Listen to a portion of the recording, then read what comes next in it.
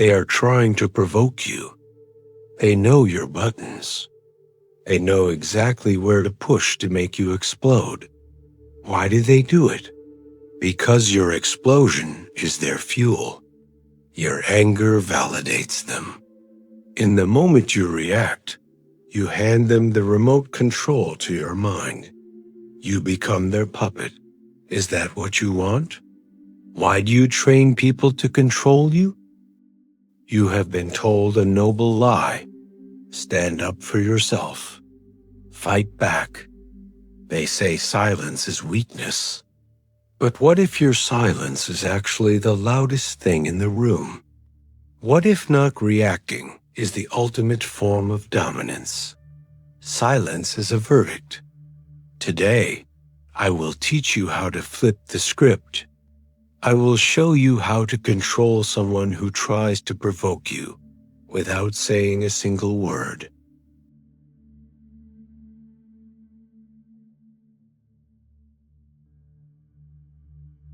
Let's analyze the game.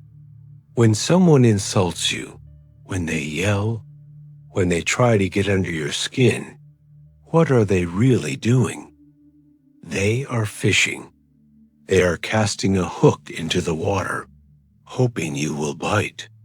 If you bite, if you get angry, if you defend yourself, if you argue, you have lost. You are on their hook. You are in their boat. Why does your ego need to bark back? Why do you reward disrespect with attention? Pause 3 seconds. A king does not fight with a beggar. A lion does not argue with a mouse.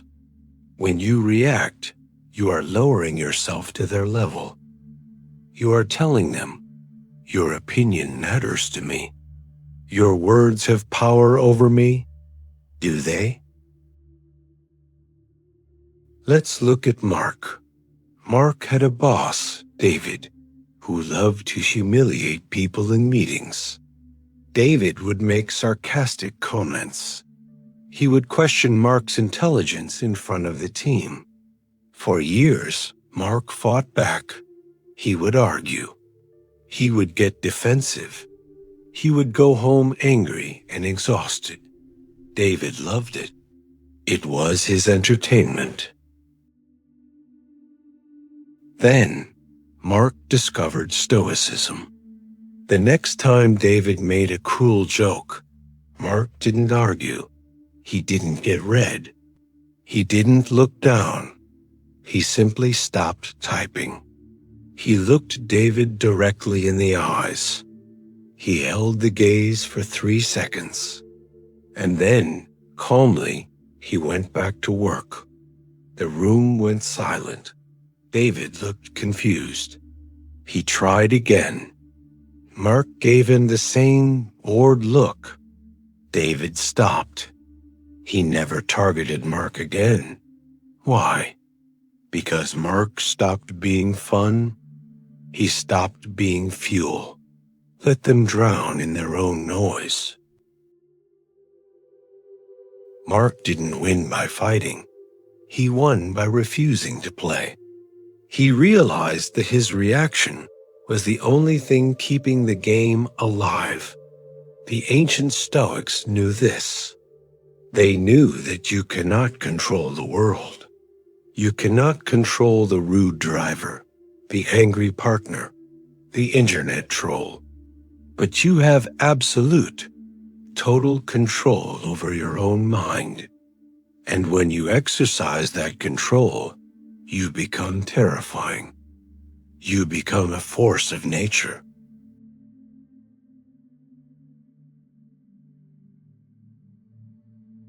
The first 3 seconds determine the winner. The first step is the most critical. It is the pause. When the insult lands, when the trigger is pulled, your biology wants to explode. Your heart rate spikes. Your muscles tense. You are ready to fight or flight. This is your animal brain taking over. You must override the animal. You must insert a gap between the stimulus and the response. In that gap lies your freedom. When they scream, you do nothing. You do not speak. You do not frown. You do not sigh. You simply ... pause. Why is this so powerful? Because it breaks the rhythm. They expect an immediate reaction. They expect a defense. When they get nothing, they panic. They wonder if you heard them. They wonder if you are judging them. They wonder if they went too far. In that silence, their own words hang in the air, and they start to sound foolish. Have you ever watched a person arguing with a wall? Who looks crazy? The wall, or the person screaming at it? Be the wall. It is not the things themselves that disturb men, but their judgments about these things. Epictetus. The insult is just noise. Your judgment that this is bad is what hurts. Pause. Remove the judgment, and the hurt disappears. This is your tool. When the attack comes, take one deliberate breath, in through the nose, out through the mouth. This is not just for calm. It is a signal to your brain. We are safe. We are in control. It buys you the time to engage your rational mind. It is the off switch for your reactivity. You are learning to become a ghost to their anger, to be there, but untouchable.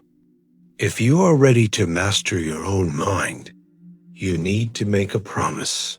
Go to the comments. Write this down. Write, I control myself.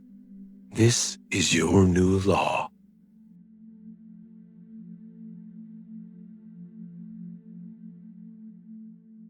Zoom out until they disappear. The second step is the view from above. You are stuck in the moment. You feel the anger because you are zoomed in on their face, their words, your ego. It feels huge. It feels like the most important thing in the world. It is not. It is a speck of dust. The Stoics practiced a mental exercise. They would imagine lifting themselves out of their body, floating up above the room, above the building, above the city, above the planet. From that height, look down at the situation. You see two tiny figures. One is making noise. The other is listening. Does it matter? In the grand scheme of history, does this rude comment matter? In 1,000 years, will anyone care? Will anyone remember? Why do you give them so much importance? Are they a god? No. They are a flawed, angry human being. Their anger is about their bad day, not your value. When you see them from above, they look small. They look like a child throwing a tantrum. You don't hate a child for screaming. You just wait for them to stop. Can you see them as small? The best revenge is to be unlike him who performed the injury. Marcus Aurelius. If they are small, petty, and angry, do not become small, petty, and angry. Stay big, stay high, stay above. Visualize it. Right now, see the person yelling. Now zoom out. See the room. See the street. See the earth. Feel how small their voice becomes. Feel how big your peace becomes. You are not trapped in the room with them. They are trapped in their anger. You are free.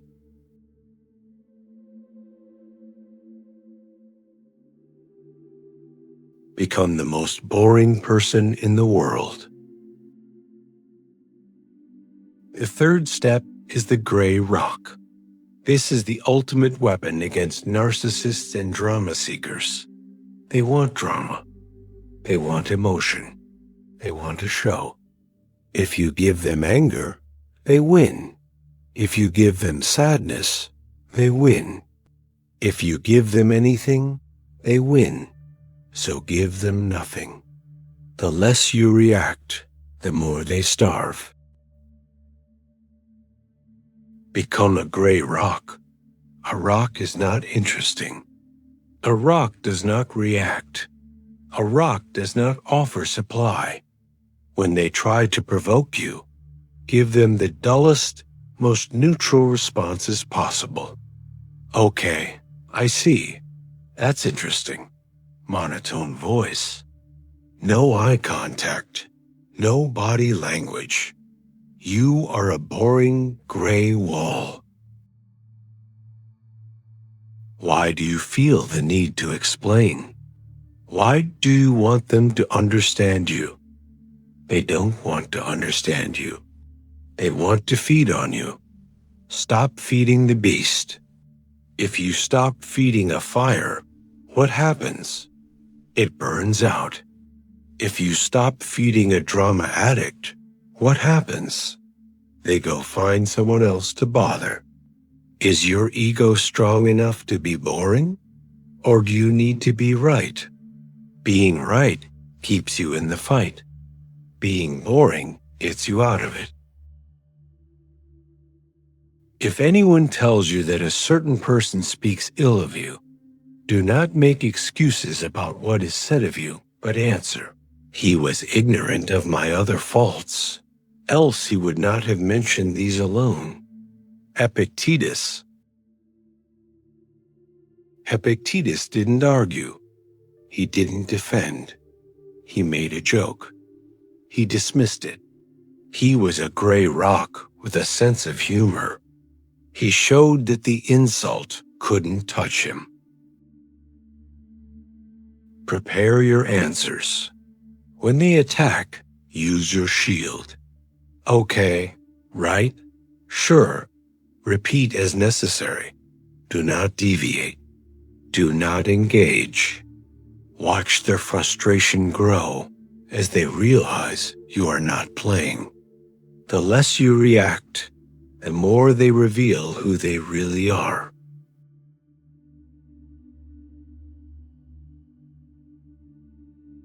Show them their own ugliness. The fourth step is the mirror. Sometimes silence isn't enough. Sometimes you need to actively disarm them. But you don't do it by attacking. You do it by naming.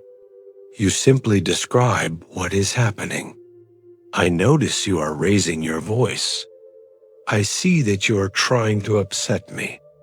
It seems like you are having a hard time controlling your emotions. You are not judging.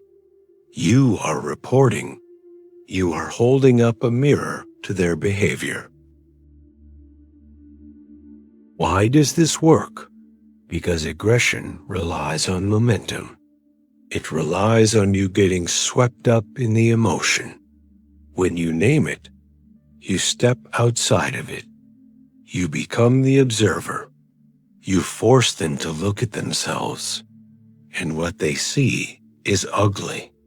They see a person losing control. They see a bully. Most people cannot handle that reflection. They will deny it. I'm not yelling, but they will stop yelling because you have broken the spell. You have turned the lights on in the haunted house. When you wake up in the morning, tell yourself, the people I deal with today will be meddling, ungrateful, arrogant, dishonest, jealous, and surly. Marcus Aurelius. Marcus didn't get angry at them. He expected them. He named them. He knew what they were. When you name the behavior, you strip it of its power to surprise you. You strip it of its power to hurt you. Start your sentence with, I notice. I notice you are interrupting me. I notice you are using insults. Say it calmly. Say it without anger. Watch them scramble to defend themselves. You have taken the high ground without climbing a mountain.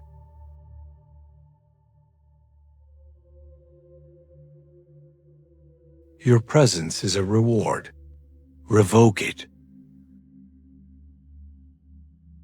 The fifth step is the ultimate power move. The walk away. If the pause doesn't work, if the gray rock doesn't work, if the mirror doesn't work, you leave. You do not ask for permission. You do not make a big speech. You simply say, I am not going to continue this conversation, and you walk away. Or you hang up the phone, or you close the door. This is not running away. This is a boundary. This is you declaring that your peace is more important than their ego. This is you declaring that you will not participate in your own abuse. Why do you stay? Do you think you can fix them? Do you think if you just explain it one more time, they will get it? They won't. They don't want to get it. They want to fight. By staying, you are agreeing to the fight. By leaving, you are ending it. Are you afraid of being rude? Is it rude to leave a burning building? Is it rude to step out of the rain? No, it is smart. It is self-preservation. Get rid of the judgment. Get rid of the I am hurt, and you are rid of the hurt itself. Marcus Aurelius. Sometimes, the best way to get rid of the hurt is to get rid of the person causing it, even if just for 10 minutes, even if just for an hour. Remove the target, and the arrow has nowhere to land. Practice the exit line.